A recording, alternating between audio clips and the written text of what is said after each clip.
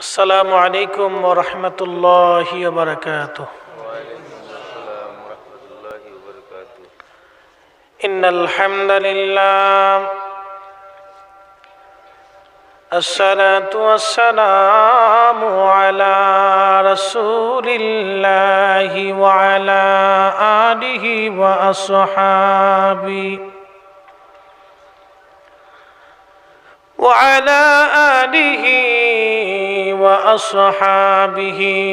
وأهل بيته وأولياء ملته وعلماء أهل سنته أجمعين. أما بعد فقد قال الله تعالى في كلامه المجيد: ومن يطع الله ورسوله فأولئك مع الذين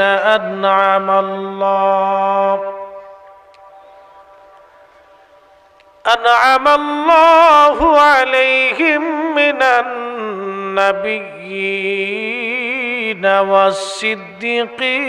والصديقين والشهداء والصالحين وحسن أولئك رفيقا.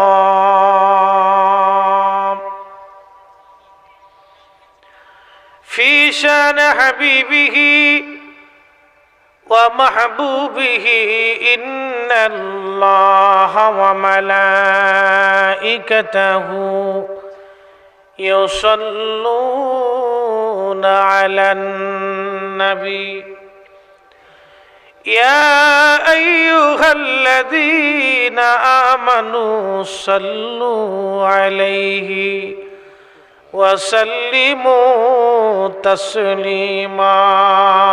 اللهم صل على مولانا محمد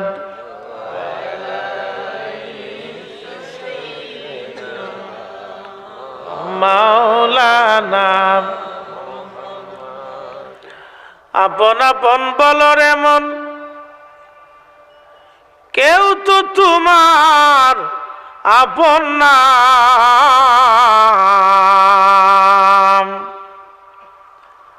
যিনি তোমার হবেন গো আপন তিনি সোনার মদিনা।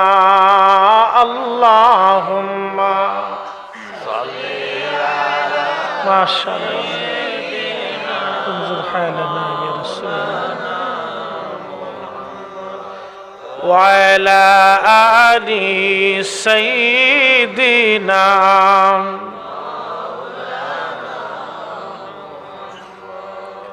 অনেক ভাইরা কমেন্টস করে যে আপনারা এত দুরূদ শরীফ কেন পড়েন?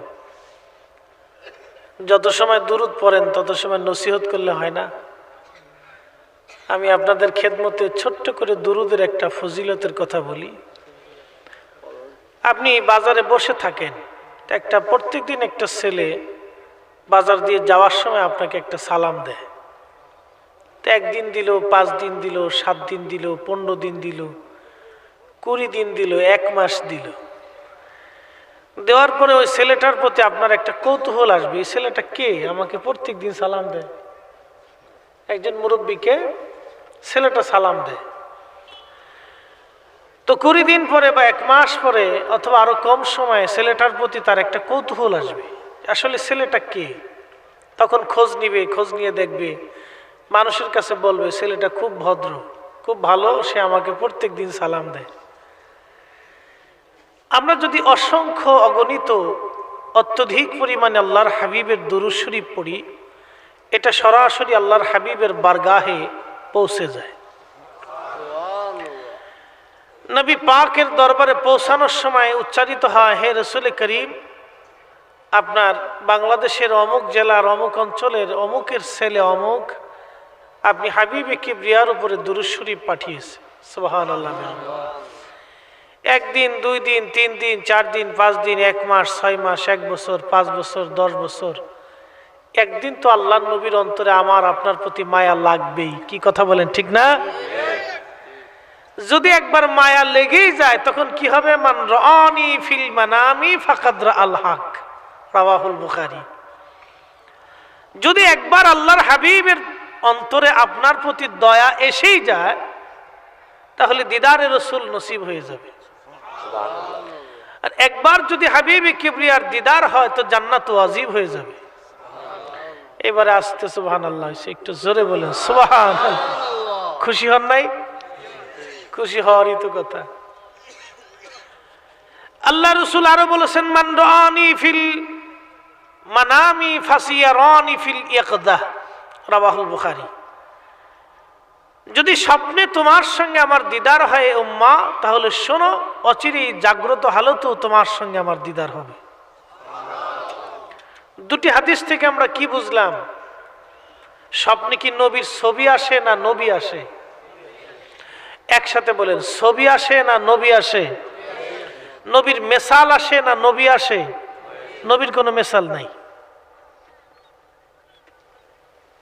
লা ইয়াতামাসসাল, নবী বলছেন আমার কোনো মেসাল নাই, আমার সুরত কেউ ধরতে পারে না, আমি অন্য সুরতেও আসি না, আমার ছায়াও যায় না, আমি সরাসরি স্বপ্নে তোমার সঙ্গে দেখা। ব্রাকাত ফাকাদ রাআল হক, রাআল হক, সে সত্যই আমাকে দেখছে।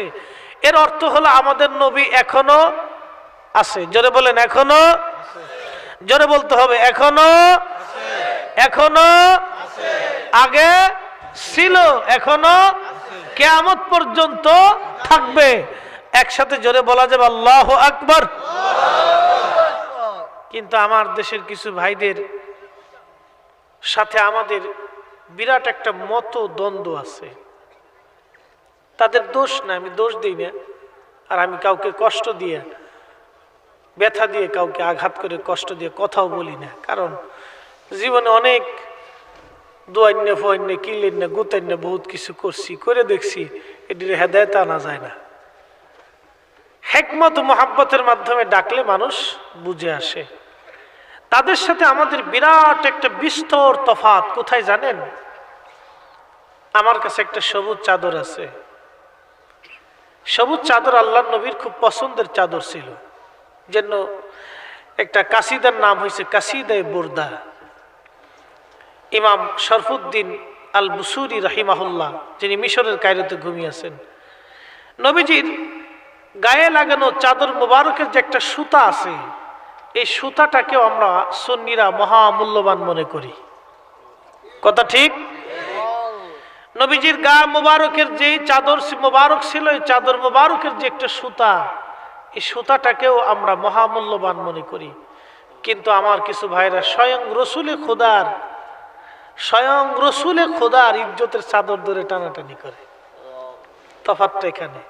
যদি বিবেক থাকে তাহলে বুঝে নিবেন, আর যদি বিবেকে কুত্তায় প্রস্রাব করে তাহলে আর কিচ্ছু করার নাই।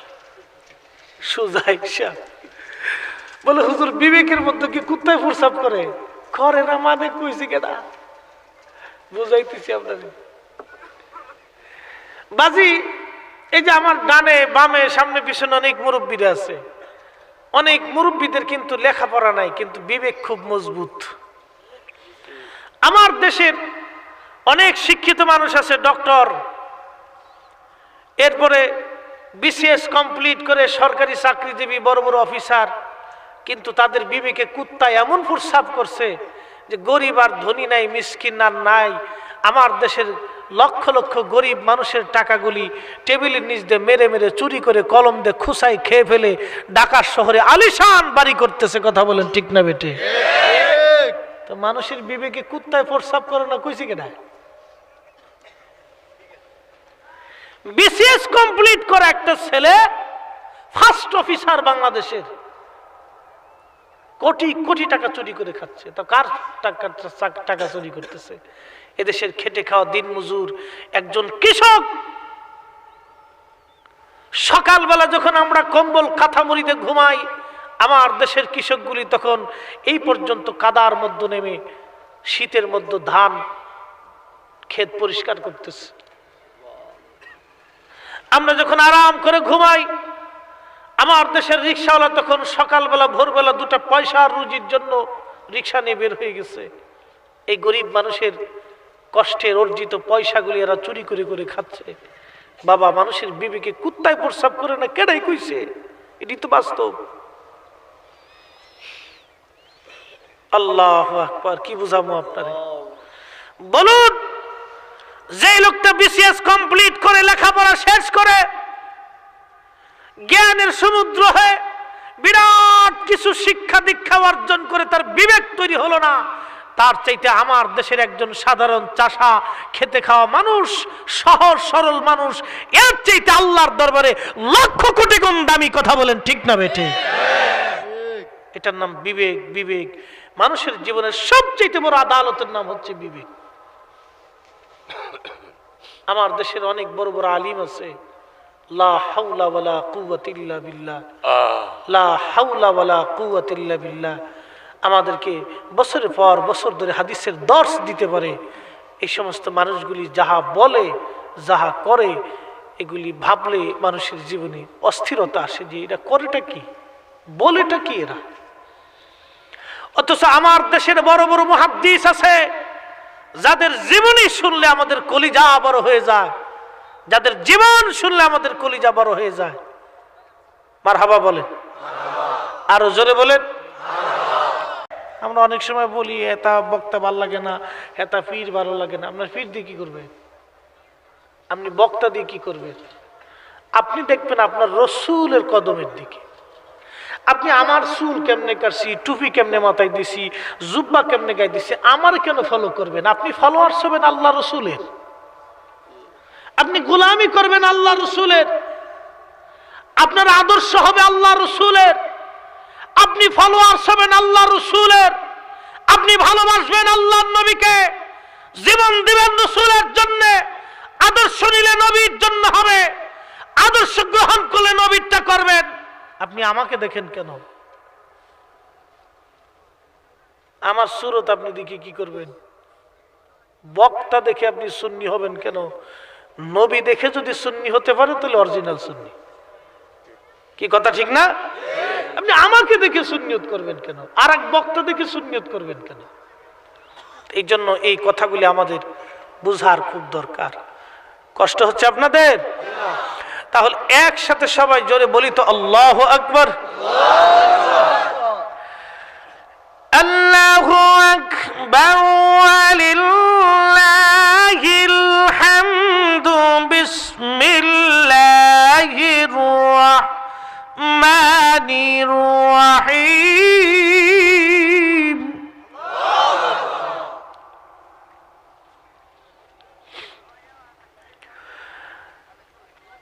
আমিনু কামা আমানান নাস।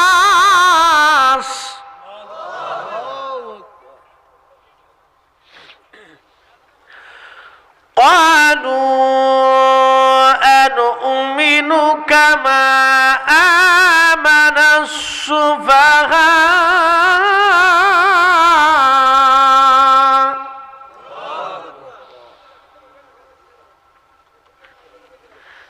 আল্লাহু আকবার। সাহাবায়ে কেরামের শানে আল্লাহ রাসূল কি আয়াত নাযিল করলেন? আমিনু কামা আমানান নাস, আমার নবীর সাহাবীরা যেইভাবে ঈমান আনছে তোমরা সেইভাবে ঈমান আনো। আর একটু জোরে বলেন সুবহানাল্লাহ। আমি বুঝাইতেছি, আমি তো চাদরের কথা বলছি, আমি আপনাদেরকে একটা চাদরের কথা বুঝাই। সহিহ মুসলিমের একটা হাদিস আসছে, সুদূর ইয়ামান থেকে একজন সাহাবী নবীজির জন্য চাদর নিয়ে আসছে, সবুজ চাদর নকশা করা চাদর এনে বলতেছেন, ইয়া রাসূলুল্লাহ, আমি আপনার খেদমতে ইয়ামান থেকে একটা চাদর আনছি, হুজুর আপনি গ্রহণ করুন। আল্লাহর হাবিব চাদর মোবারক নিলেন, গায়ে লাগাইলেন। পাশ থেকে আরেক সাহাবী এসে বলতেছেন, ইয়া রাসূলুল্লাহ, আপনার ওই চাদর মোবারক আমাকে দয়া করে দিয়ে দেন। আল্লাহ নবী চাদর মোবারক নিয়ে বলেন, নাও। সাহাবী চাদর নিয়ে গেলেন। অন্য অন্য সাহাবী যারা আছে এরা ফাললে ওই সাহাবীর দূরে মারে। তুমি কেন চাদর নিলা? তুমি কি জানো না রাসূল পাকের চাদরের প্রয়োজন? তুমি কেন চাদরটা নিলা? তুমি কি জানো না চাইলেই নবী চাদর দিয়ে দিবে?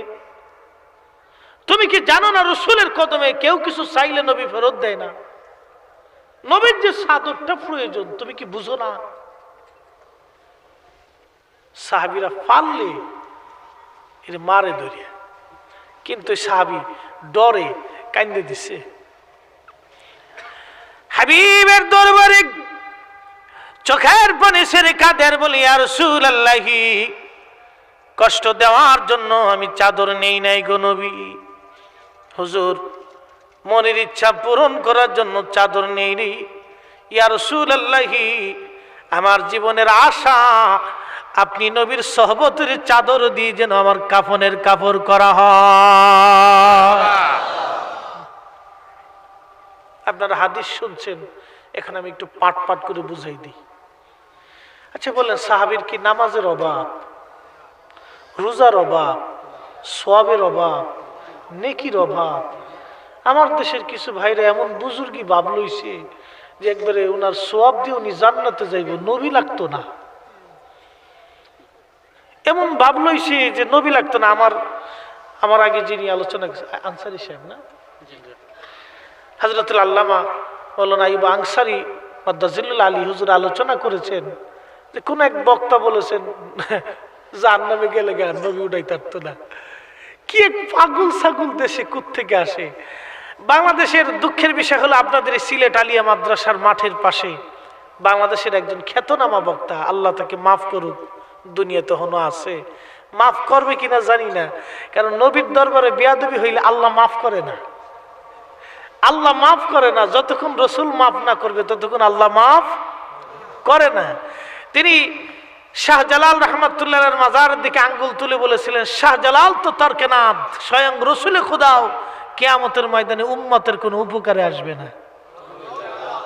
লা হাওলা ওয়ালা কুওয়াতা ইল্লা বিল্লাহিল আলিল আযীম। আহা, এই কথা বিশ্বাস করে যতটা মুসলমান কবরে গেছে, সব কয়টা মুসলমান বেদাতি হয়ে কবরে গেছে। আমাদেরকে তো আমরা মিলাদ পড়লে বেদাতি, নামাজের পরে দোয়া করলে বেদাতি, ইসালে সব করলে বেদাতি, আমরা মিলাদুন নবী করলে বেদাতি, এটাই তো হয়েছে বেদাতি। খালি এতে বেদাতি বেদাতি বেদাতি বেদাতি, শিল্লে বেদাতি বেদাতি বেদাতি। আসলে বেদাতি কারা? আহলে সুন্নাত ওয়াল জামাত ব্যতীত যত বাতিল ফিরকা আছে সব বেদাতি, বেদাতে মুহাররামা, এরা হারাম বেদাতি, আকীদাগত বেদাতি। হাবিবে কিবরিয়ার সুপারিশকে যারা ইনকার করবে, ওয়াল্লাহি ওয়াল্লাহি ওয়াল্লাহি তারা আকীদাগত বেদাতি, আকীদাগত বেদাতি, আকীদাগত বেদাতি। এদের সম্পর্কে আল্লাহর নবী বলছেন, মান ওয়াক্কারা সাহিবা বেদাতিন ফাকাদ আলা হাদমিল ইসলাম। আমার কোন উম্মত যদি এই সমস্ত বেদাতীদেরকে সম্মান করে, সে যেন আমার দ্বীনকে ধ্বংস করে দিল। কিন্তু আফসোস হলো সত্য, উদর পিন্ডি বুদর গারে আমরা সুন্নিদেরকে আমরা বেদাতি। চিন্তা করতে পারছেন? সোরে আইয়া গেরাস্তরে কয় তুই চোর, সোরে আইয়া গেরাস্তরে কয় তুই চোর। কই যাইবেন? এই সাহাবীর নামাজের কমতি নাই, আমলের কমতি নাই, জিকিরের কমতি ছিল না, ফিকিরের কোনো কমতি ছিল না, ইবাদতের কমতি নাই। কিন্তু চাদরখানাকে নিয়ে কাফনের কাপড় কেন বানাইতে চান সাহাবী? এই জন্য আল্লাহ বলছেন, আমিনু কামা আমানান নাস। এই আন্নাসের তাফসীরে দুনিয়ার সব তাফসীরের মধ্যে আসছে আন্নাস আই সাহাবা। এই নাস হলো সাহাবায়ে কিরামদেরকে আল্লাহ বুঝাইছেন, ও আমার বান্দারা, আমার নবীর সাহাবীরা যেভাবে ঈমান আনছে তোমরা সেইভাবে ঈমান আনো, সেইভাবে ঈমান আনো, ঈমান আনো, ঈমান আনো। ক্বালু আনুমিনু কামা আমানাস সুফাহা। সেই দিন মুনাফিক আর বেদিন ইহুদি নাসারারা বলল, আমরা কি নির্বোধ আর বোকাদের মতো ঈমান আনবো? সেই দিন হযরত বেলালকে তারা বোকা বলেছিল, আবু মুসা আশআরীকে বোকা বলেছিল, হযরত খাব্বাবকে বোকা বলেছিল, হযরত আবু হুরায়রার মতো গরীব সাহাবীকে বোকা বলেছিল, হযরত নবীর দরবারে যত সাহাবী ছিল তাদেরকে বোকা বলেছিল। আল্লাহ তার জবাব এইভাবে দিয়েছিলেন, আলা আলা আলা, সাবধান সাবধান, ইন্নাহুম হুমুস সুফাহা, সাবধান হাবিব, আপনার সাহাবীদেরকে যারা নির্বোধ বলে তারাই বোকা, তারাই বোকা, তারাই বোকা, তারাই বোকা। অতএব ঈমান যদি আনেন সাহাবীদের মতো আনেন, ভালো যদি বাসেন সাহাবীদের মতো বাসেন। এই সাহাবীর নামাজের কমতি নেই, ইবাদতের কমতি নেই, জান্নাতের কমতি নেই, নেকির কমতি নেই, কিন্তু চাদর নবীর গায়ে কেন দিতে চায়? এই জন্যই দিতে চায়। সাহাবায়ে কেরামের আদব ছিল, নবীজির গা মোবারকের একটা চাদর মোবারক কেউ তারা অবহেলা করেন নাই, ছোট করে দেখেন নাই। আমরা সুন্নিদের এরাদা থাকবে সারা জীবন, আমরা নবীজির কোনো বিষয়কে ছোট করে দেখার কোনো সুযোগ উম্মতের নাই। কথা বলেন ঠিক না বেঠে? অনেকেই বলে কবরের মধ্যে নূর না মাটিকে জিগাইবনি, নবী গায়েব জানে কি জানে না জিগাইবনি, হায়াতুন নবী জিগাইবনি, নবী আসে না নাই জিগাইবনি, নবী আসে না আসে না জিগাইবনি। আমি বলি এ ভাই, এগুলি কবরে জিগাইব না, কবরে তো নামাজের কথা জিগাইব না, তুমি কয় রাকাত পড়ছো কয় রাকাত পড়ো নাই। কবরে তো জিগাইব না তুমি রোজা রাখছো কি রাখো নাই। কবরের মধ্যে জিগাইব না তুমি কোরআন শরীফ পড়ছো কি পড়ো নাই। কবরের মধ্যে জিগাইব না বাবা মার খেদমত করছো কি করো নাই। কবরের মধ্যে জিগাইব না তুমি ইবাদত করছো কি করো নাই। কবরতে এইগুলো জিজ্ঞাসার বিষয় না। কবরের তিনটা প্রশ্ন, প্রথম প্রশ্নটা তাওহীদ সম্পর্কে করা হবে, মার রাব্বুকা। 2 নম্বর প্রশ্ন দ্বীন সম্পর্কে, মা দীনুকা। 3 নম্বর রাসালাত সম্পর্কে, মা কুনতা তাকুলু ফি হাযার রাজুল। আমার নবীকে সেই দিন দেখি বলা হবে, এই লোকটার সম্পর্কে তোমার জীবনের কি ধারণা ছিল, আকীদা ছিল, তুমি বলো। অতএব নবীজির উপরে পরিপূর্ণ ঈমান ক্লাস কমপ্লিট না করা পর্যন্ত কবরের প্রশ্নের জবাব দেওয়া যাবে না। আল্লাহ সম্পর্কে পরিপূর্ণ ক্লাস কমপ্লিট না করা পর্যন্ত তাওহীদের প্রশ্নের জবাব দেওয়া যাবে না। দ্বীন সম্পর্কে পরিপূর্ণ কমপ্লিট ক্লাস না করা পর্যন্ত দ্বীনের প্রশ্নের জবাব দেওয়া যাবে না। অতএব নবীজির কোনো বিষয়কে ছোট করে দেখার উম্মতের কোনো সুযোগ নাই, কোনো সুযোগ নাই। কিন্তু আমরা সেটাকে ছোট করেই দেখি, বারবার ছোট করি, বারবার ছোট করি, বারবার ছোট করি, বারবার ছোট করি, খালি ছোট করতে থাকি। আমাদের বিপরীতে যারা আছে তাদের এরাদাই থাকে কিভাবে ছোট করে দেখবে, খালি ছোট করে দেখবে। এটা চিন্তা চেতনাই থাকে। কেন এই চিন্তা উম্মতের মাঝে থাকবে? কেন উম্মতের মাঝে চিন্তা থাকবে ইমাম কাজী আয়াজের মতো? হাদিস কোথায় আছে খুঁটে খুঁটে বের করবে, নবীর শানে কোথায় আছে খুঁটে খুঁটে বের করতে করতে ইমাম কাজী আয়াজ কিতাবুশ শেফা লিখে ফেলেছেন। সুবহানাল্লাহ বলা যাবে না? ইমাম আহমদ ইবনে হাম্বলের মতো, ইমাম আহমদ কাসতালানির মতো বের করতে করতে করতে করতে ব্যাখ্যা করতে করতে মাওয়াহিবুল্লাহ দুন্নি লিখে ফেলেছেন। ইমাম জালালউদ্দিন আস-সুয়ুতি রাহমাতুল্লাহের মতো খাসাইসুল কুবরা লিখে ফেলেছেন। পৃথিবীতে কোন ইমাম আছে যিনি রাসূলের প্রশংসায় কিতাব লেখে নাই? একমাত্র ইবনে তাইমিয়া ছাড়া। পৃথিবীর কোন ইমাম আছে যিনি শানে রিসালাতের কিতাব লেখে নাই? আব্দুল ওয়াহাব নজদি ছাড়া। বলুন, 2-3 জন ব্যতীত, নাসিরউদ্দিন আলবানী, এই নুনফানি সুনফানি ছাড়া। বলুন, একটা নুনফানি সুনফানি সৌদি আরবের ভিতরেই ছিল, বিরাট বড় বলে সাইকেল হাদিস, খালি জাগাত জাগাত ভুল করছে বেটা, এটার বিরাট বড় সাইকেল হাদিস বানায় লাইছে কাঠ মিস্ত্রি রে। কই যাইতা মোহন? নবীর উম্মত সাবধান করে বলে দিয়ে যাচ্ছি, ইমাম 4 আপনার ডানে বামে সামনে পিছনে থাকতে পারে। আপনি প্রশ্ন করবেন, হুজুর এই বিষয়টাকে আপনি এত গুরুত্ব কেন দিচ্ছেন? কেন গুরুত্ব দিলাম বুঝেন? আমি দেই নাই, 1400 বছর আগে আমার আল্লাহ নিজে দিয়েছেন। ছোট্ট করে কোরআনের একটা কথা বোঝাই দিয়ে যাই। একজন সাহাবীর গলার আওয়াজ বড়, জীবনে অনেক ওয়াজ আপনারা এটা শুনেছেন, তারপরেও বলে দিয়ে যাই। সাহাবীর গলার আওয়াজ অনেক বিরাট। সাহাবী নবীর দরবারে কোন এক বিষয়ে প্রশ্ন করতে গেলেন। প্রশ্ন করতে যাওয়ার পরে আওয়াজটা বড় হয়ে গেল। বড় যখন হয়ে গেছে, নবীজির গলার আওয়াজের উপর দিয়ে তার আওয়াজ বড় হয়ে গেল। আমার মালিক আমার আল্লাহ সঙ্গে সঙ্গে কোরআনের আয়াত নাজিল করে দিলেন। আল্লাহ ধমক দিলেন, লা তারফাউ আসওয়াতাকুম ফাওকা সাউতিন নবী। এটাকে ছোট করে দেখবেন না। সাহাবী তো ইচ্ছা করে বেয়াদবি করছে না, তেনার গলার আওয়াজটা এমনি বড়। কিছু মানুষের গলা আছে না বোম্বা স্টিং, আস্তে কইলেও জোরে হয়। তুমি বলতে যাইয়া বলে ফেলে দিছেন, আওয়াজটা বড় হয়ে গেছে। সাথে সাথে আল্লাহ কোরআনের আয়াত নাজিল করলেন, ধমক দিলেন সাহাবীকে। সাহাবী কারা? সাহাবীর ওজন কত একটু বুঝাই। একজন সাহাবী নবীজির পিছনে 1 রাকাত নামাজ পড়ছে। সাহাবী ব্যতীত তাবিঈ, তাবে তাবিঈন, আইম্মায়ে মুজতাহিদিন, মুতাকাদ্দিমিন, সালফে সালিহিন, নুজাবা, নুকাবা, আখির আবদাল, মুজাদ্দিদ, কুতুব, আকতাব, দুনিয়ার ভিতরে যত উলামা ফুদালা যা আছে সমস্ত মুসলমানের নামাজ যদি এক পাল্লায় দেন, আর একজন সাহাবী নবীজির পিছনে 1 রাকাত নামাজ পড়েছে, ও নামাজ যদি আর এক পাল্লায় দেন, নবীজির 1 রাকাত, নবী সাহাবীর 1 রাকাত নামাজের ওজনের সমান হবে না।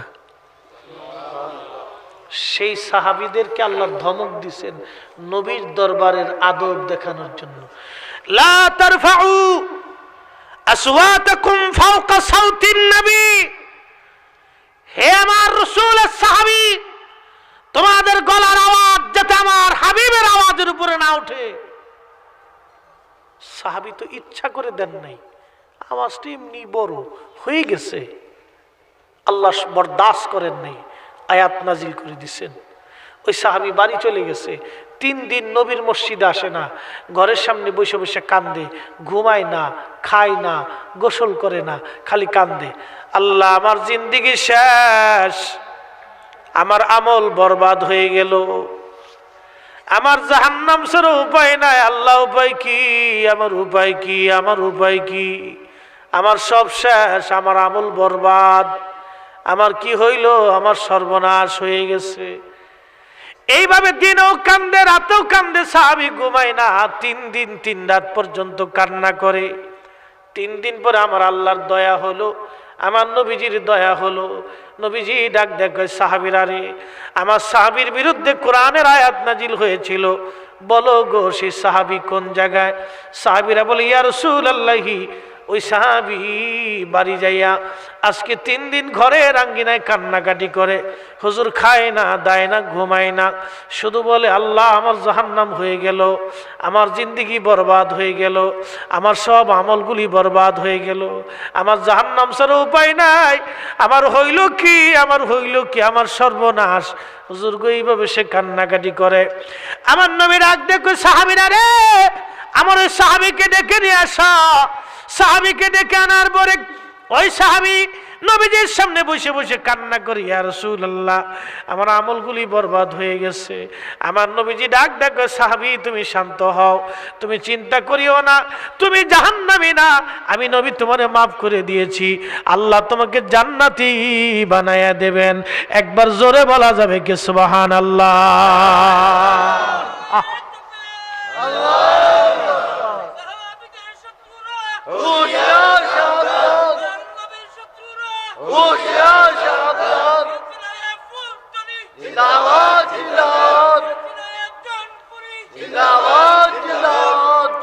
আরে বন্ধুগণ, সাহাবী খুশি।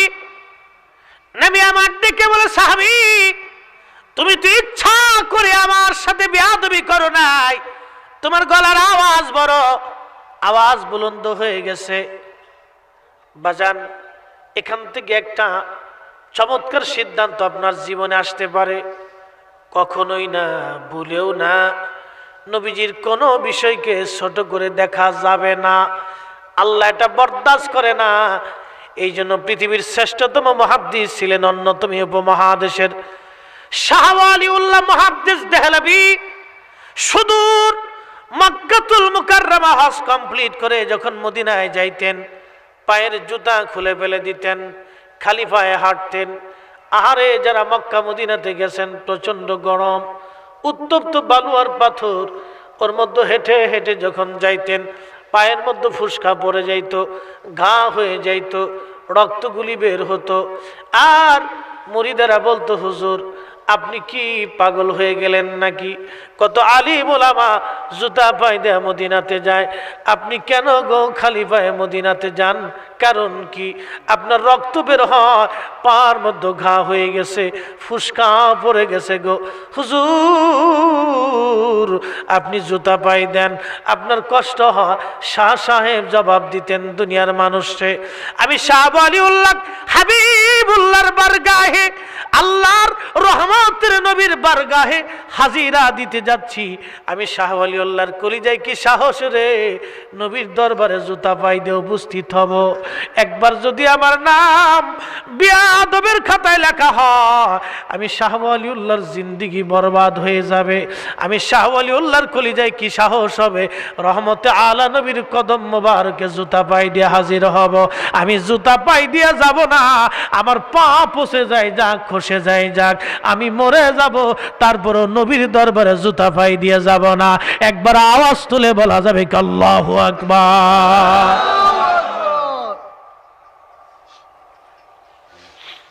এখানে অনেকগুলি পয়েন্টস আছে, আমি বলতেছি।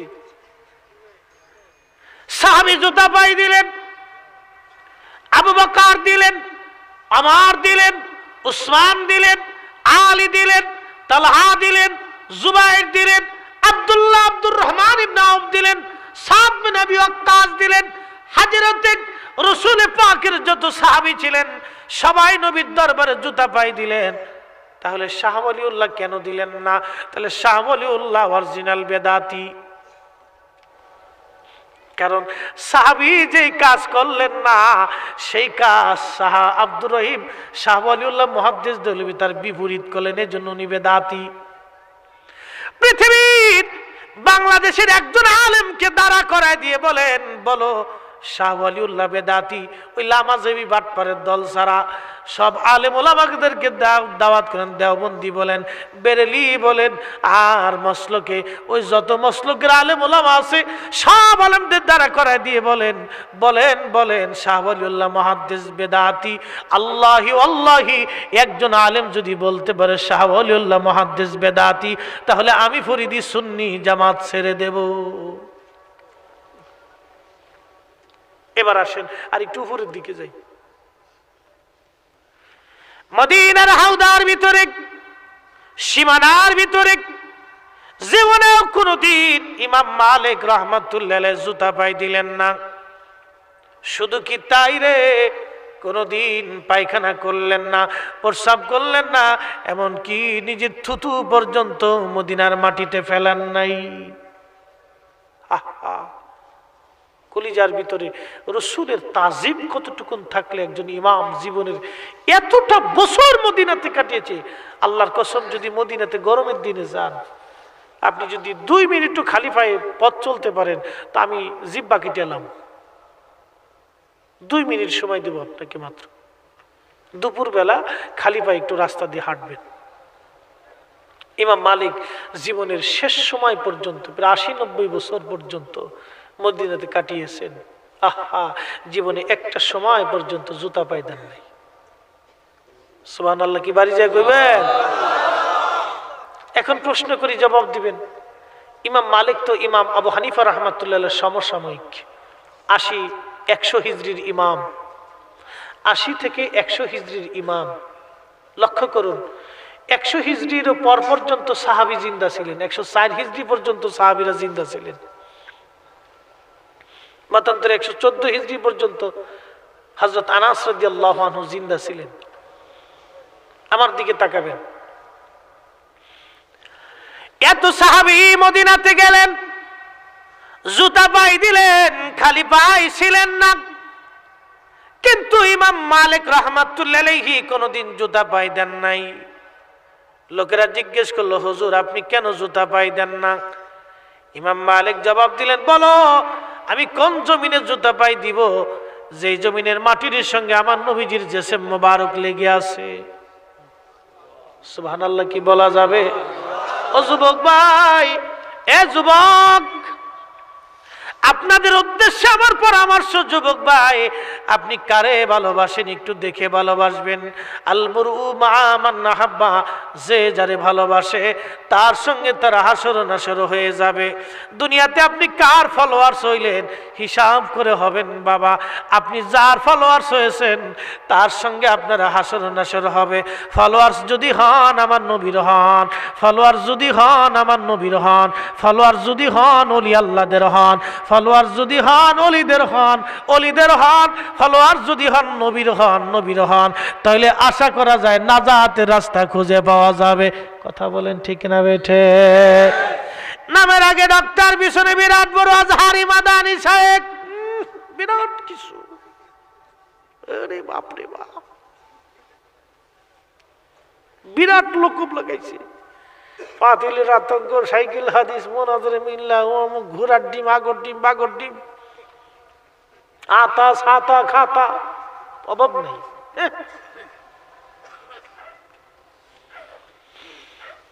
আল্লাহু আকবার। আচ্ছা বলেন তো, ইমাম মালিকের জুতা টানার যোগ্যতা আসেনি? পৃথিবীতে বর্তমানে যত আলেম আছে আপনি বলেন, আজহারের চ্যান্সেলর পরে 1 লক্ষ হাদিস জানে, আজহারের চ্যান্সেলর যিনি, ইমাম মালিকের জুতা টানার যোগ্যতা আসেনি? ইমাম মালিকের জুতা টানার যোগ্যতা আসেনি? বলুন, আজহারের চ্যান্সেলর, ইসলামী বিশ্বের সবচেয়ে জ্ঞানীদের মধ্যে অন্যতম, বলুন জুতা টানার যোগ্যতা আসেনি ইমাম মালিকের? তো সাহাবীরা জুতা পাই দিল, সাহাবীরা পায়খানা করলো, বাথরুম করলো, ইমাম মালিক করলো না। ইমাম মালিক কি সাহাবীদের চাইতে বড় আশিক? আমার দেশের কিছু ভাইরা, আমরা যখন ইয়া নবী সালাম আলাইকে বলে নবীরে সালাম দেই, তখন এরা এই যুক্তি দেয়, নবীর সাহাবীরা দিল না, এরা কি নবীর সাহাবীদের চাইতে বড় আশিক? এই ধোঁকাটা দিয়ে আপনার ইমানটাকে চুরি করে নিয়ে যাচ্ছে। আপনি তো চিন্তা করবেন, হ্যাঁ কোন সাহাবী দিল না, তাহলে আমরা ইয়া নবী সালাম আলাইকে করে দাঁড়ামু কে? সাহাবী যে কাজ করে না আমি করতে যাবো কে? আমার দেশের কিছু অতি পণ্ডিতি যুক্তি দিয়ে খাড়া করে কিছু বলদ মুসলমানদের বুঝায়, কিন্তু বলদ বুঝাইতে পারবা নবীর ইশক যার অন্তরে আছে, তাজিম যার অন্তরে আছে, তাকে বুঝাইতে পারবা না। কথা বলেন ঠিক না বেঠে? বলদ বুঝাইতে পারবা।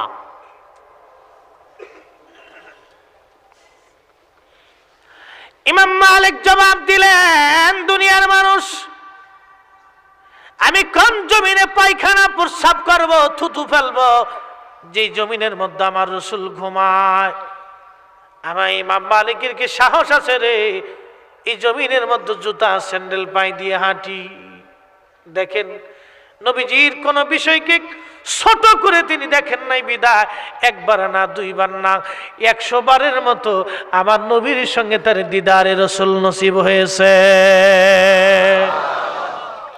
এত বড় বেদাতির আল্লাহর নবী 100 বার স্বপ্ন দেখলেন, এটা কেমন কথা? কত বড় বেদাতি! চিন্তা করছেন, সাহাবীরা যে কাজ করে নাই, উনি সারা জীবন এটাকে ফরজ বানাই নিছেন নিজের জীবনে। আমরা তো ইয়া নবী সালাম আলাইকে দাঁড়ায় যাওয়াটাকে মুস্তাহাব বলি, আর উনি জুতা স্যান্ডেল পাই দেন নাই মানে এটাকে ফরজ বানাই নিছেন, আবশ্যকীয় করে নিছেন। কখনোই করেন নাই, কখনোই না, জীবনের একটা মুহূর্তের জন্যও না। এত বড় বেদাতির আল্লাহর নবী 100 বার স্বপ্ন দেখাইলেন। আর আমার দেশে যারা বেদাতি বেদাতি করে চিল্লিতে মুখে স্যাবলা উঠে এলেছে, জীবনে একবার নবীজি চাদরও কোনোদিন দেখে নাই, শয়তানও দেখে নাই, শয়তানও স্বপ্ন ঠিক মতো দেখছে না, নবী তো দূরের কথা। এখান থেকে কিছু বুঝে যাবে। আপনি ফাল দিয়ে নামের আগে বিরাট বড় ডক্টর দেখে পাগল হয়ে গেলেন, এত পাগল হয়েছেন কে? নজরুল ইসলাম কোন ডক্টর ছিল? তার জীবনের উপরে, তার গ্রন্থ, কাব্য, কবিতার উপরে, তার সাহিত্যের উপরে, গদ্য পদ্যের উপরে এদেশের ছেলেরা ঢাকা ভার্সিটি, জগন্নাথ আর জাহাঙ্গীরনগর, রাজশাহী, চট্টগ্রাম বিশ্ববিদ্যালয়ে তার জীবনের উপর ডক্টরেট ডিগ্রি করা লাগে। বলুন এই লোকটা কোন ভার্সিটির ডক্টর ছিল, কোন ইউনিভার্সিটির চ্যান্সেলর ছিল বলুন। আন্ডার ম্যাট্রিক পাস একটা ছেলে সারা জীবন কবিতা লিখছেন, নাতে রসুল লিখেছেন, সাহিত্য লিখেছেন, গদ্য পদ্য লিখেছেন, বাংলা ভাষাকে সমৃদ্ধ করেছেন। একজন সাহিত্যিক কাজী নজরুল নবীর শানে কত চমৎকার লিখে গেছেন, ৪,৫০০ মতো নাতে রসুল লিখেছেন। তার ভিতরে ছোট্ট একটা পঙ্ক্তিটা আপনাদেরকে শোনাচ্ছি, তিনি কি লিখেছেন। আমি যদি আরব হতাম মদিনারি পথ,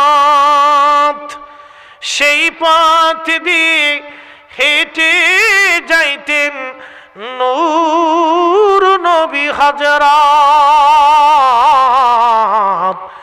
নূর নবী হযরত। একবার জোরে বলা যাবে কি মারহাবা। কোন মাদ্রাসায় পড়ছিল বেচারা? হ্যাঁ, কোন মাদ্রাসায় পড়ছে বলেন? মেধাটা কি খালি গ্রন্থর কাব্য সাহিত্য আর ডক্টরেট ডিগ্রি এমফিল পিএইচডি করলেই হয়? এটা ছাড়া কি মেধা হয় না? কে বলছে হয় না? তাহলে পৃথিবীর অনেক বড় বড় সাহিত্যিকরা তাদের সাহিত্যই পড়া যাবে না, তাদের মতো মূর্খই নেই। তাহলে হযরত আবু বকর, হযরত আবু হুরায়রার মতো সাহাবী মেধাবী কেমনে হইল? বেলাল আশিক রসুল কেমনে হইল? ওয়াসাল কারনি আশিক রসুল কেমনে হইল? সাহাবীদেরকে মূর্খ বলেন না, নামটাও তো লিখতে পারে নাই, কিন্তু তার ওই জমানার সর্বশ্রেষ্ঠ জ্ঞানী ছিল। আবুল হাকাম জ্ঞানীর পিতা আবু জাহেল হয়ে গেল, কারণটা কি? একমাত্র ইমানের দৌলতের জন্য। ইমানের দৌলত। পৃথিবীর সবচেয়ে বড় ভার্সিটির নাম অক্সফোর্ড। অক্সফোর্ডের যিনি চ্যান্সেলর আছেন তার মেধাটা কত বড় হতে পারে? এই অক্সফোর্ড থেকে বড় বড় বিজ্ঞানী তৈরি হয়, পদার্থ, রসায়ন, সাহিত্যিক, চিকিৎসা, বিভিন্ন বড় বড় পারমাণবিক বিজ্ঞানী এই অক্সফোর্ড থেকে বের হয়। এই অক্সফোর্ডের যিনি চ্যান্সেলর আছেন তার ব্রেন কত বড়? এই অক্সফোর্ডের চ্যান্সেলর তো আল্লাহকে আল্লাহ বলে মানে না, রসুলকে রসুল বলে মানে না। তাকে এক পাল্লাই দিবেন, আর আমার দেশের আপনি একজন দিন মজুরকে আর এক পাল্লাই দিবেন। আল্লাহি প্রশ্ন করব, বুঝে থাকলে জবাব দিবেন। আল্লাহর দরবারে চ্যান্সেলরের ওজন বেশি না আমার দেশের ইমানদার দিন মজুরের ওজন বেশি? কেন? তো চেহারার ওজন না সম্পদের ওজন না বাংলাদেশি না বাংলা ভাষায় কথা বলে না শিক্ষার ওজন না সে দিন মজুরের লেগে তার ওজন? তার ওজন হলো ইমানের ওজন। কিসের ওজন? যারা বলেন কিসের ওজন? আর ইমানের মূল ফাউন্ডার আল্লাহর নবী। নবী বলেছেন লা ইউমিন, লা ইউমিন, লা ইউমিন, ইমানদার হবে না, মুমিন হবে না, মুমিন হবে না আহাদুকুম, তোমরা কেউ না, হাত্তা আকুনা হাব্বা ইলাইহি মিন ওয়ালিদিহি ওয়া ওয়ালাদিহি ওয়ান নাস আজমাইন। তোমার সন্তান, তোমার পিতামাতা, এমনকি দুনিয়ার সমস্ত মানুষ, তোমার ডক্টর, ফক্টর, তোমার উস্তাদ, তোমার বীর, তোমার মাশেক, তোমার রাহবার, তোমার পিতা, তোমার মাতা, তোমার জিন্দেগির বন্ধু বান্ধব, তোমার লেখাপড়া, তোমার জীবনের সবকিছু, অফি রাবাবাতিন উখরা অফি আনফুসিহিম, তোমার নিজের জীবনের চাইতে যতক্ষণ পর্যন্ত আমি রাসূলকে ভালো না বাসবে ততক্ষণ পর্যন্ত ইমানদার হব না, ইমানদার হব না, ইমানদার হব না। অতএব রাসূল পাকের মহান ইজ্জতের চাদর ধরে যারা টান দিবে, আল্লাহি মদিনার ইমাম হক, মক্কার ইমাম হক, বাইতুল আকসার ইমাম হক, পৃথিবীর সবচেয়ে বড় আলেম হক, এক সেকেন্ডের জন্য তাকে মানি না, মানি না, মানতে পারি না। কথা বলেন ঠিক না বেটি? এই ছোট্ট সহজ বিষয়টা যদি বুঝেন তাহলে আশা কেবলার কদম ছাড়তেন না, ওনার নির্দেশিত দেখানো পথ ছাড়বেন না। কেন? উনি আশিক রাসূল ছিলেন। এশকে রসুলের তাড়নায় জীবনে মার খাইছেন, তো এশকে রসুলের তাড়না ছাড়েন নাই। যদি বুঝে থাকেন, আর যদি মনে করেন যে আপনার নবীর চাইতে অমুক ডক্টর বড়, তো যাবেন হাসরের ময়দানে, তো দেখা হইব নাকি?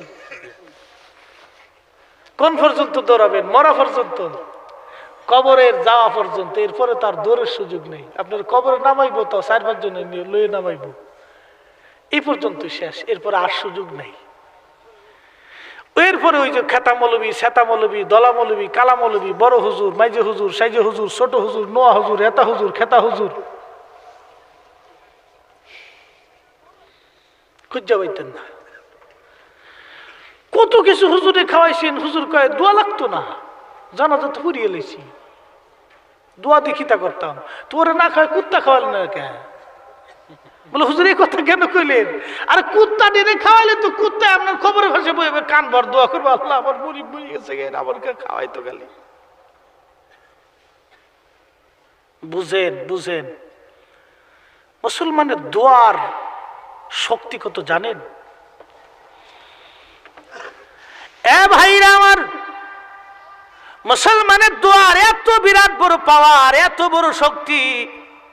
মোহাম্মদ ঘুরি যখন পানিপথের দ্বিতীয় যুদ্ধে যুদ্ধ করেন, খাজা মাইনুদ্দিন চিস খানকার মধ্যে বসে আমার মালিকের দরবারে হাত তুলে বসে আছেন। আল্লাহ নবী যখন বদরের যুদ্ধ করবেন তার আগের দিন রাত্রিবেলা হাত উঠাইতেছেন। নবীজির গা মোবারকের মধ্যে চাদর ছিল, হাত উঠাইতে শরীর সুন্নতি তরিকা হলো বুক পর্যন্ত হাত রাখা, আপনার বক্ষ বরাবর হাত রাখবেন। আমরা তো এখন ডিজিটাল পদ্ধতি দোয়া করি, কেউ খালি এমন সুলকা সুলকি দড়ি টানি।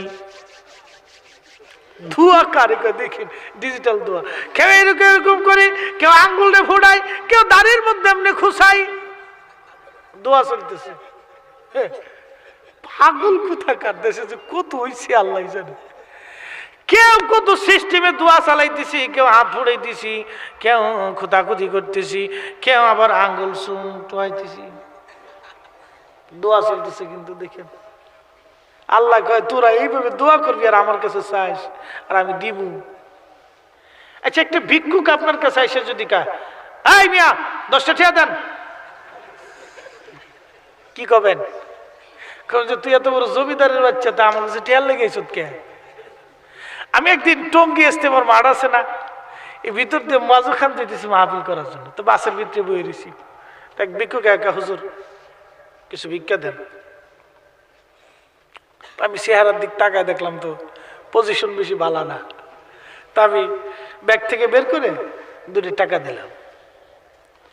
আমারে কয়, হুজুর আমি 2টা ভিক্ষা লই না, 5 টাকা দেন।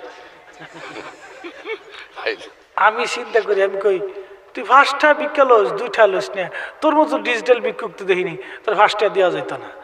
দিবেন না? ওকে না, উল্টা 5 টাকা আমার দিয়ে আপনারা দিয়ে গেলাম লোন। ইজ্জত আছে।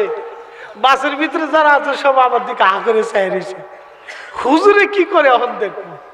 আমি জীবনে তোর মতো ভিক্ষুক দেখি নাই রে, তুই এত বড় ডিজিটাল ভিক্ষুক, যা তোর 5 টাকা দিলাম, তো মাফ করে দে, কুত্তাটায় ভিক্ষা লাগতো না। দূর। এখন কেউ যদি আপনার কাছে এসে অনুনয় বিনয়ের সাথে বলে, বাজি আমি গরিব মানুষ, আমারে 2টা টাকা দেন, দিতে না পারলেও মনের ভিতরে আক্ষেপ থাকে, লোকটার দিলেই ভালো হইতো, গরিব মানুষ এসে চাইছে। রাব্বে কারিমের দরবারে আপনি যখন অনুনয়ের সাথে বিনয়ের সাথে হাত তুলে চাবেন কিছু, আল্লাহ তুমি সর্বশক্তিমান, আমি তোমার বান্দা, আল্লাহ তুমি মহান, আমি ক্ষুদ্র, তুমি সর্বশ্রেষ্ঠ, আমি নগণ্য, আল্লাহ তুমি আমার মালিক, আমি তোমার দাস, আমার তো জীবনে অনেক ভুল হয়েছে, আল্লাহ তুমি ছাড়া তো আর আমার কেউ নাই। তখন আল্লাহ কইবা, আমার বান্দা দেখছো আমার কাছে কেমনে অনুনয় বিনয় করে চিতেছে, যা রে বান্দা যা, তোরে মাফ করে দিলাম। আর একটু জোরে বলেন। তাহলে দুয়ার পাওয়ার আসেনি? জোরে বলেন আছে। নামাজের পরে দোয়া লাগতো না, কেড়ে লাগতো না, তুই কি নামাজ পড়ছ? নামাজের দাঁড়াইছে ইমাম সাহেব সূরা পড়তেছে, আলহামদুলিল্লাহি রাব্বিল আলামিন আর রহমানির রহিম মালিক ইয়াউমিদ্দিন। মুসল্লি চিন্তা করে, গরুটা তো বাঁধছিলাম জোরের ভিতরে, এটা কি মশাই খেয়ে লাইলো নাকি না সাপে খাইলো, আল্লাহ জানে। হ্যাঁ, নামাজ পড়ে মসজিদে মন চলে গেছে গরুর কাছে, তাহলে বোঝা গেল আল্লাহরে বাদ দিয়ে এখন গরুর দিকে চলে গেছে মন। বান্দার মন থাকবে আল্লাহর দিকে, মন গেছে গরুর কাছে। আল্লাহ এই জন্য মসজিদের ভিতরে জুতা রাখার জন্য বালা করে বক্স বানাই দিছে, জুতা সামনে তুই নামাজ পড়। তো বাবা জুতা চিন্তা করিস না। শরীয়তের মাসালা হলো খাবার যখন আগে আসে তখন আগে খাইয়ে নিবেন, পরে নামাজ পড়বেন। কেন জানেন? খাবার ফাঁসে তুই আপনি যদি নামাজে দাঁড়ান, ফেটে ক্ষুধা, নামাজে দাঁড়াইছেন, আলহামদুলিল্লাহ রাব্বিল আলামিন আর রহমান রহিম, মুরগার রাম দিয়ে আমার দিক চাই রয়েছে রে, শেষ নামাজ। এই জন্য মাসালা হলো আগে নামাজ পড় পরে খা, না আগে খা পরে নামাজ পড়। ফের ঠিক কর পরে ঠান্ডা মতো নামাজ পড়, যা তো আগে খা। তাহলে বোঝা গেল আমরা যেইভাবে আল্লাহর দরবারে নামাজ পড়ার দরকার ছিল সেইভাবে পড়তে না পারার কারণেই তো আল্লাহর দরবারে হাত তুলবেন রোনাজারি, আল্লাহ আমি তো নামাজ পড়ছি, আমার হইছে না, তুমি আমার মাফ করে দিয়ে আজকে নামাজটা কবুল করে নাও। তখন আল্লাহর দয়া হয়। এটা হলো দুয়ার পাওয়ার। এখন যেই সূরা আপনারে কয় যে দুয়ার দরকার নাই, বুঝতে হবে ওটা হলো 1 নম্বর সূরা।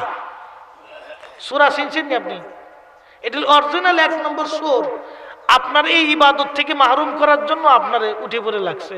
এই জন্য আল্লাহ কোরআন শরীফে একাতে ওয়াজ করেন, উদউনি আস্তাজিব লাকুম ইন্নাল্লাযীনা ইস্তাকবিরুনা আন ইবাদাতি সায়াদখুলুনা জাহান্নামা দাখিরিন।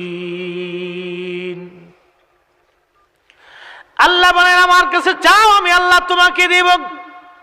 নিশ্চয়ই এই চাওয়া নামক ইবাদত, এই দোয়া নামক ইবাদত থেকে যদি নিজেকে গোটায় নাও, অন্য মুসলমানকে যদি তোমরা গোটায় নাও, ও আমার বান্দারা শোনো, তোমাদেরকে অচিরেই অপমান করে আমি জাহান্নামে নিক্ষিপ্ত করব। অতএব দোয়া ছাড়া যাবে না, দোয়া ছাড়া যাবে না। এই ইবাদত থেকে নিজেকে গোটানো যাবে না, গোটানো যাবে না। যারা আমাদের কাছে বেদাতি বলতেছে, মনে রাখবেন ওরাই হলো অরিজিনাল বেদাতি।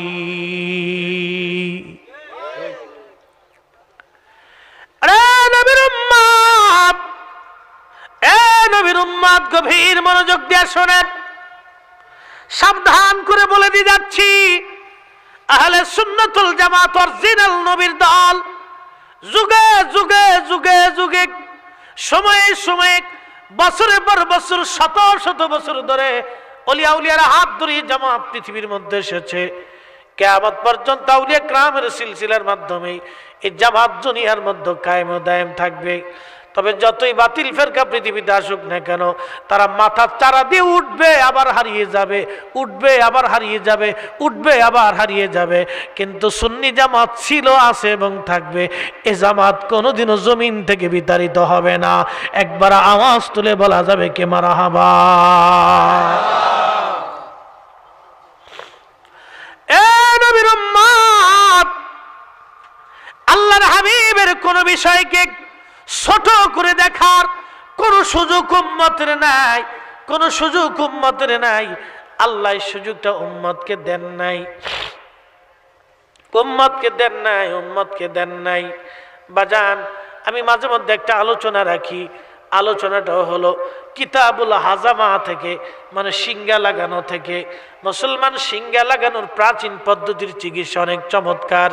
আল্লাহর নবী বলেন, তোমরা যদি শরীরে সিঙ্গা লাগাও 70 প্রকার রোগ থেকে তোমাকে আল্লাহ হেফাজত করবে। আবার আরেকটা চিকিৎসা দিয়ে যায়। বন্ধুগণ, আমার নবীজি সুনান ইবনে মাজার মধ্যে লিখেছেন, নবীজি বলেছেন প্রত্যেক মাসে 3 বার হাতের তালুর মধ্যে মধু রেখে তুমি যদি চেটে চেটে খাও, সর্বনিম্ন 3 বার, আমার আল্লাহ 70 প্রকার জটিল কঠিন রোগ থেকে তোমাকে বাঁচায় দিবে। সুবহানাল্লাহ বলা যাবে না? আল্লাহর নবী বলেন কালো জিরা, কালো জিরা মৃত্যু ব্যতীত সব রোগের মহা ঔষধ। নবী বলেছেন তোমরা লাউ খাও, কদু খাও। কদু,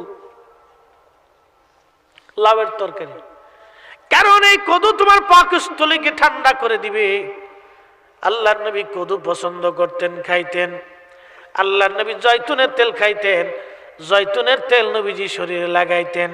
ওয়াত্তিনি ওয়াজ্জাইতুন, শুনান শামাইলে তিরমিজির মধ্যে এসেছে, নবী বলেছেন তোমরা জয়তুনের তেল শরীরে লাগাও, জয়তুনের তেল তোমরা খাও যদি তাড়াতাড়ি বৃদ্ধ হতে না চাও। দেখেন আমার দেশের নারীরা বেডিরা খালি আলকাতরা মাখায়, সোনু মাখায়, পাউডার লাগায়, ফেয়ার অ্যান্ড লাভলির এই যে অ্যাডভার্টাইজ দেয়, কালা বেডি দলা হইয়া যায়। কি পাগল দেশে হইছে এখন। এখানে আফ্রিকার 2-4টা বেডি মানুষ বহাইয়া ওই সারাদিন তোরা এই আলকাতরা মাহাইতে থাক। আফ্রিকার সাইডে বেডি আইনা কইতে বসে এই ফেয়ার অ্যান্ড লাভলি মাখাইবি, যদি কালাটা দলা হয় তাহলে বুঝবে এটা অরিজিনাল, আর যদি দলা না হয় তাহলে বুঝবে এটা ডুপ্লিকেট। আমরা দেশের বেডের ওই অ্যাডভার্টাইজ দেখে ফার্মে ফুইরে খালি স্টার জলসা দেয়, জি বাংলাদেশ। কি পাগল হইছি, কেমনে লিপস্টিক মাখবো, কেমনে ছুরি মাখবো, কেমনে কাপড় পরবো, আঁকি পক্ষি ফাঁকি টিসুম টাসুম ডুসুম ডাসুম, এগুলি সব। নবীর উম্মত, আল্লাহর নবী বললেন তোমরা জয়তুনের তেল লাগাও, তাড়াতাড়ি যদি বৃদ্ধ হতে না চাও। আমি আমার ওই মা বোনের দৃষ্টি আকর্ষণ করে বলি, যুবক ভাই, চেহারা সুন্দর করার জন্য তোমাকে সোনওয়াল কাতরা পাউডার কিছুই মাখাইতে হবে না।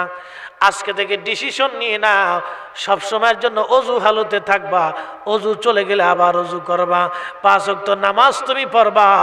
আল্লাহি, আল্লাহর কসম করে বলি, তোমার চেহারা এমনি নূরানি হয়ে যাবে, কোনো আলকাতরা মেডিসিন ঔষধ পাউডার দেওয়া লাগবে না।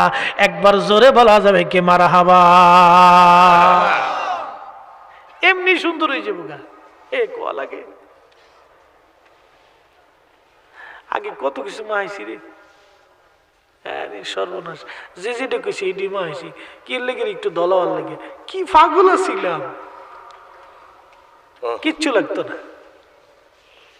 আপনি কালো হয়েছেন, কিচ্ছু লাগবে না, 5 ওয়াক্ত নামাজ পড়েন, চেহারা চকমক চকমক করবো, ওই কালোটাই সুন্দর দেখা যাবে। কালা হয়েছেন তাতে কি হয়েছে, এই কালো তো আল্লাহর দান, এটার ভিতরে সৌন্দর্য লুকানো থাকে। এ ভাইরা আমার, এই জন্য আল্লাহর নবীর প্রত্যেকটা সুন্নতের মধ্যে বরকত, আমার নবীর প্রত্যেকটা সুন্নতের মধ্যে বরকত আর বরকত। নবী ছিলেন একা, সংসার ছিল নবীর বিরাট, একদিকে ফ্যামিলির সংসার, অন্যদিকে উম্মতের সংসার। নবী যুদ্ধের সেনাপতি ছিলেন, যুদ্ধ করেছেন, রাষ্ট্রপতি ছিলেন, রাষ্ট্রনায়ক ছিলেন, একদিকে সমাজপতি ছিলেন, আর একদিকে দানবীর ছিলেন। আবার আমার নবী যে একদিকে কৃষক ছিলেন, আবার আমার নবী উট দুম্বা ছাগল চড়াইতেন, ব্যবসাও করেছেন। আবার 11 জন স্ত্রী ছিলেন, 11 জন স্ত্রীর কোনোদিন কেউ বলতে পারে নাই আমার স্বামী মোহাম্মদ আমিন আমার সঙ্গে কোনোদিন, আমার সাথে কোনোদিন তিনি বেইনসাফি করেছেন। আল্লাহর নবীর কোন বিবি কোনোদিন নবীর বিরুদ্ধে অভিযোগ দিতে পারে নাই। আল্লাহর নবীর জীবন বিরাট বড় জিন্দেগি ছিল, আল্লাহর নবীর জীবনে কোনো ত্রুটি ছিল না। আমার নবী গোসল কেমনে করতেন উম্মতকে শিখিয়ে দিয়েছেন, কেমনে খায়, কেমনে ঘুমায়, কেমনে হাঁটে, কেমনে চলে, কেমনে ব্যবসা, কেমনে বাণিজ্য, কেমনে যুদ্ধ, কেমনে রাষ্ট্র পরিচালনা, সমাজ পরিচালনা। রহমতে আলা নবী 63 বছরের জীবনে হাতে কলমে শিক্ষা দিয়ে গেলেন। আমার নবীর জীবনের এক মুহূর্তের সময়ের জন্য নবীর জীবনে কোনো ভুল হয় নাই, কোনো গুনাহ হয় নাই। অতএব যারা বলবে নবীর ভুল হয়েছে, এরা ডাহা মিথ্যাবাদী বেদাতির দল। এই কথা বলেন ঠিক না বেটি? এদেরকে খাওয়ানো সেইতে দেশের লেরা কুত্তা খাওয়ানো অনেক বালা। ওই যে বেদাতি, 63 বছরের জীবনে একজন মানুষের 1 সেকেন্ডের জন্য কোনো ভুল হয় নাই, কোনো ভুল হয় নাই, কোনো খাতা হয় নাই, কোনো ভুল হয় নাই, কোনো খাতা হয় নাই, কোনো গুনাহ হয় নাই। যে বলবে রাসূল মানুষ ছিল, এজন্যই ভুল করছে, আল্লাহি সে আকীদাগত বেদাতি। একে কিছু খাওয়ানোর চাইতে কুত্তা খাওয়ানো অনেক বালা। একবার আমার স্পষ্ট কথা, বাকি ঝুঁকি কোনো কথা আমি বলি না। আজকে আমার দেশের মানুষের আকীদা কতটা নষ্ট হয়েছে কল্পনা করতে পারবেন? তুমি বুকের উপর হাত বেঁধে নামাজ পড়তেছো, পড়ো। আমার হাদিস তো বিশুদ্ধ, নবীর নিচে হাত বেঁধে নামাজ পড়ি। 1400 বছর ধরে সাহাবায়ে কেরাম পড়েছেন, আউলিয়া জাম পড়েছেন, ওলামা আউলিয়া আতকিয়া নুজাবা ফুকাহাগণ পড়েছেন, আমরাও পড়ি। এটাই নবীর অরিজিনাল সুন্নাহ, এটাই বিশুদ্ধ। তুমি এখন নতুন করে মাসালা দিয়ে উপরে উঠেছো, উড়াইলে বালা কথা, কিন্তু তার সাথে আমার দ্বন্দ্ব কোথায় জানেন?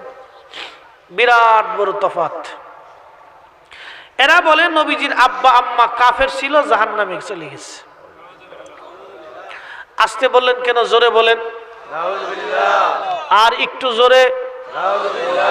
তারা বলে নবীর আব্বা আম্মা কাফের ছিল, জাহান্নামে গেছে। যদি বিশ্বাস না করেন মদিনাতে যাবেন, মদিনার থেকে আবহাওয়াতে যাবেন, নবীর আম্মার মাজার জিয়ারত করার জন্য দেবে না, পাসপোর্ট রেখে দিবে।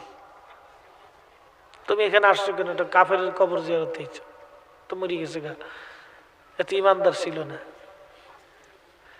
এ ব্যাপারে আল্লামা ইমাম সুয়ুতি 600 বছর আগে কিতাব লিখছেন, আল হাবিলিল ফতওয়াল মুজাল্লাদুস সানি মাসালিকুল হুনাফা। আমি ছোট্ট করে একটা ঘটনা শুনে, দলিল দিতে গেলে রাজ্যে বুগা, একটা ঘটনা শুনেই ইমান তাজা হয়ে যাবে। ইসলামের মধ্যে 5 জন ব্যক্তি আল্লাহর কোরআন নবীর সুন্নাহ মোতাবেক রাষ্ট্র খেলাফত পরিচালনা করেছেন, মাত্র 5 জন। নাম বলি, আবু বকর, ওমর, উসমান, আলী এবং ওমর ইবনু আব্দুল আজিজ রিদওয়ানুল্লাহি তাআলা আলাইহিম আজমাইন। এই 5 জন। কয়জন? আমি জানি রাত বেশি তো, শীত, আর এদিকে মোটামুটি ঠাডা ভরা শীতই পড়ছে। আমরা ঢাকায় তো শীত মিট নেই, ভাবছিলাম যে শীত মানে কম হইব, এর লেগে একটা ফাতলা পুতলে পড়ছি। অনাইয়ে দেখি মাশাআল্লাহ উল্টা সিস্টেম হয়েছে। চাদরটা দিয়ে রাখছি, মোটামুটি চলবো আর কি। আর ওয়াজের স্পিডে একটু ঘাম আসে, তো এই জন্য তেমন একটা কিছু দিতাছি না। তো নামার পরেই ধরবো, কই যে হুজুর আয়েন, আপনারা পাইছি বহুত দিন পরে, আপনার এলাকায় যেহেতু আইসেন কিছু লইয়ে টুয়ে যান। পৃথিবীর এই 5 জনের ভিতরে 5ম নাম্বার জন ওমর ইবনু আব্দুল আজিজ রাহিমাহুল্লাহ, যাকে দ্বিতীয় ওমর বলা হয়, ইসলামের প্রথম মুজাদ্দিদ বলা হয়। প্রথম মুজাদ্দিদ ছিলেন উনি, প্রথম মুজাদ্দিদ। মাত্র 10টা মিনিট, প্রথম মুজাদ্দিদ। উনি মুসলিম মিল্লাতের খলিফা। এক গভর্নরকে ডেকে আনা হলো। গভর্নরকে উনি ডেকে বললেন, গভর্নর, তুমি মুসলমানদের গুরুত্বপূর্ণ পদে তুমি একজন কাফেরকে কিভাবে দায়িত্ব দিতে পারো? গভর্নর জবাব দিলেন, খলিফাতুল মুসলিমিন, আপনি কি বলতে চান? আপনি কি বললেন? আমি একজন কাফেরকে মুসলমানদের গুরুত্বপূর্ণ দায়িত্ব দিলাম বিদায় আপনি অসন্তুষ্ট হয়েছেন। আপনি কি জানেন না নবীজির আব্বা আম্মা 2 জন কাফের ছিল? এই কথা যখন গভর্নর বলেছেন, তখন ওমর ইবনে আব্দুল আজিজ রাদিয়াল্লাহু আনহুর কমেন্টস কি ছিল দেখেন, মতামত। উনি চেয়ারে বসা ছিলেন, শুধু শব্দ করলেন আহ। দেখেন, আহ, এইভাবে শব্দটা আসছে, আহ। তোর যদি জিহ্বা কেটে দিতাম, তোর যদি জিহ্বা কেটে দিতাম, তোর যদি হাত কেটে দিতাম, তোর যদি পা কেটে দিতাম, আমার রাসূলের আব্বা আম্মাকে তুই কাফের বলতেছিস? আল্লাহু আকবার বলা যাবে না? আর একটু জোরে বলেন। মুসলিম মিল্লাতের দ্বিতীয় ওমর, ইসলামের প্রথম মুজাদ্দিদ, 5 জন ব্যক্তি কোরআন ও সুন্নাহ মোতাবেক খেলাফত পরিচালনা করেছে, তার 5ম জন। আজকে যদি ওমর ইবনে আব্দুল আজিজ দুনিয়ার মধ্যে জিন্দা থাকতেন, উনার খেলাফত যদি পৃথিবীতে থাকতো, আল্লাহি ওয়াল্লাহি ওয়াল্লাহি গুস্তাখে রাসূলদের জিহ্বা কেটে কেটে হাতে ধরিয়ে দিতেন। কিন্তু আমরা হতভাগা বাবা, বুঝেও না বুঝার বান ধরছি। উনি যদি আজকে জিন্দা থাকতেন, গুস্তাখে রাসূলদের জিহ্বা কেটে হাতে ধরিয়ে দিতেন, মুসলিম খেলাফত থেকে বেত্রাঘাত করে পিটিয়ে বের করে দিতেন। এত বড় আশিক রাসূল ছিলেন না, কলিজার ভিতরে রাসূল প্রেম এত বেশি ছিল। আর আমাদের দেশের যুবক পোলাপান খালি দৌড়ায়, ইংরেজি একটু ফাইলিয়ে মনে করছে বিরাট বড় শিক্ষিত হয়ে পড়ছে একবারে। এত ইংরেজি পাগল হয়েছেন কে? আমেরিকার কুত্তাও তো ইংরেজি কইতারে। আমরা এলাকায় কুত্তার নাম ছিল বুশ। বুশ বুশ বুড় যদি কইতো কুত্তা যেখানে থাকুক দৌড়ে বাড়তে তো, তাহলে চিন্তা করেন যে কুত্তা ইংরেজি বুঝে। এটা কি হয়েছে, এটা কি, তাতে কি ঘোড়ার ডিম হয়েছে। আমি যখন এসএসসিতে পড়ি, দাখিলে পড়ি, তখন ডিগ্রির ফলাফলটা আমি ন্যারেশন শিখিয়েছি, টেন্স শিখিয়েছি। তাতে কি হয়েছে, এটা কি ঘোড়ার ডিম শিখাইছি। আমার স্যার আমাকে দিয়ে শিখাইতো, দূর এরা হারে না, তুই শিখাই দে। বসে বসে প্রাইভেট পড়ার সময় শিখাই দিছি, কত শিখেছি জীবনে, ট্রান্সলেশন শিখিয়ে দিছি।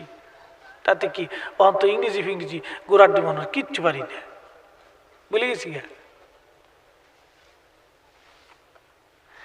প্রিয় ভাইরা আমার, এগুলি কোনো অহংকার না, গর্ব না, ক্রেডিট না। আপনি অনেক বড় ডক্টর, অনেক বড় প্রিন্সিপাল, অনেক বড় চ্যান্সেলর, অনেক বড় বিজ্ঞানী, অনেক বড় ডাক্তার, অনেক বড় অফিসার, আপনি অনেক পয়সার মালিক, এটা আপনার জীবনের কোনো ক্রেডিট না। আপনার জীবনের ক্রেডিট হলো আপনার কলিজার মধ্যে নবীর প্রেম আছে কিনা, তাজিম আছে কিনা। আল্লাহ কোরআনে বলেন, ইন্নামা ইয়াখশাল্লাহা মিন ইবাদিহিল উলামা। আলেম তারাই যারা আমি আল্লাহকে বেশি ভয় করে, তারা আলিম, তারা আলিম, তারা আলিম। যারা আমি আল্লাহকে বেশি ভয় করে তারা আলিম। আমি বক্তা আপনাদের সামনে দাঁড়াইছি, বসে আছি, আপনারা হয়তো ভাববেন ফরিদী সাহেব অনেক বড় আলিম, কিচ্ছু না। হয়তো বলবেন ফরিদী সাহেব অনেক বড় আলিম, কিচ্ছু না। আমার চেয়েও বড় আলিম ভিতরে বসে আছে। যে ব্যক্তি আল্লাহকে বেশি ভয় করে সে আলেম। সুবহানাল্লাহ বলা যাবে না? সে যদি একজন কলেজ পড়ুয়া ছেলেও হয় সে আলেম, সে যদি দিন মজুর হয় সে আলেম, সে যদি রিক্সা চালক হয় সে আলেম, সে যদি জেনারেল শিক্ষিত হয় সে আলেম। বাবা বেয়াদবি নিবেন না, বেয়াদবি নিবেন না, বেয়াদবি নিবেন না। আলিম মানে কোরআন সুন্নাহ অনেক বেশি পড়ে ফেলেছে, সে আলিম হয়ে গেল।